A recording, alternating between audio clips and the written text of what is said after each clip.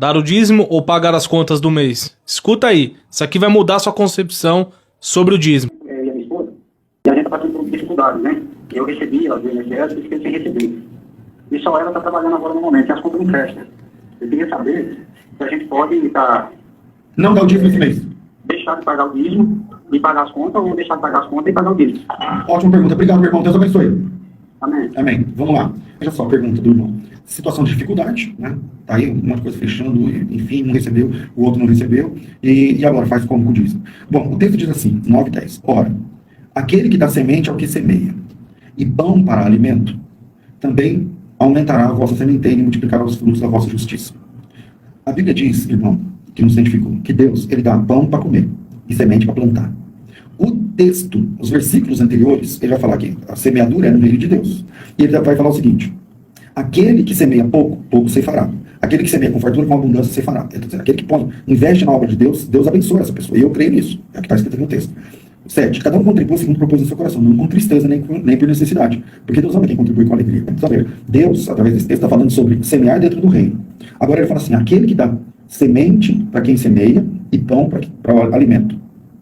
Se você abrir sua carteira agora, ou sua conta bancária, você responde assim: eu vou fazer a pergunta, o que tem aí? É semente ou é pão? Por quê? A Bíblia diz que Deus dá semente para a gente semear no reino e dá pão para a gente alimentar a nossa casa. Se você abrir a sua conta bancária, a sua carteira, e perceber que aí, você, além do pão, você tem condições de semear, investir na obra de Deus, faça isso com alegria. Agora, se você está passando por um tempo de provação, meu irmão, eu falo como pastor, o que eu falo para as minhas ovelhas, não dê o dízimo. E além de não dar o dízimo, verifica com o pessoal da assistência social da igreja em como você pode ser assistido nesse tempo de provação.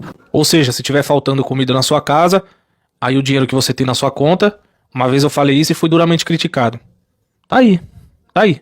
Se tiver faltando comida na sua casa e o dinheiro que você tem na conta, você vai dar pra igreja? Não, irmão, você vai comer. Você vai comer, você vai vestir, você vai beber, tá? Ponto final. A igreja tem que ser igreja nesse momento também, ok? Tem que atender a pessoa. E o pastor falou, vai lá e busca a assistência social da sua igreja, porque eles têm que assistir você.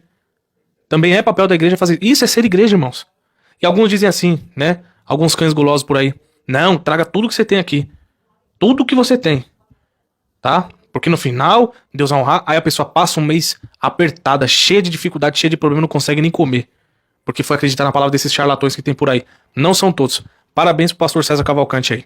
Deus abençoe.